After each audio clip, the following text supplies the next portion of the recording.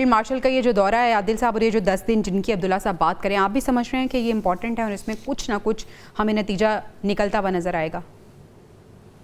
دیکھیں، field marshal گئے تھے، وہ اس میں امریکی صدر نے ان سے بات کی تھی، جس کے بعد وہ وہاں پہ گئے تھے اور پھر وہاں پر ایک پراپر ڈسکشن ہوئی ہے. دونوں ممالک کو فیس سیونگ چاہیے، امریکہ کو بھی چاہیے، ایران کو بھی چاہیے.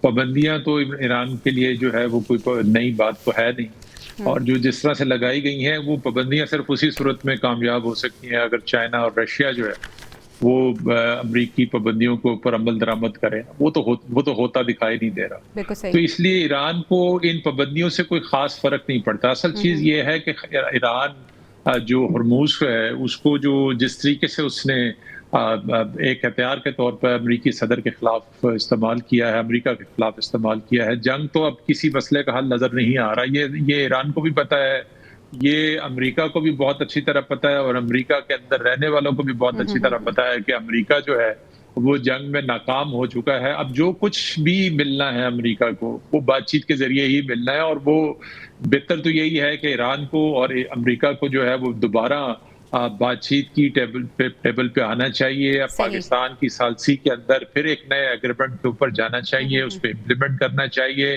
تاکہ پوری دنیا کی جو معیشت اس وقت جو اس جنگ کی وجہ سے رجحان کا شکار ہے وہ اس سے نکل سکے. ورنہ یہ صرف امریکہ کے اندر پریشر بلڈ نہیں ہوگا، پوری دنیا کے اندر جو ہے وہ ایک پریشر بلڈ ہوگا، جس کی وجہ سے صورتحال جو ہے وہ بدل جائے گی. بالکل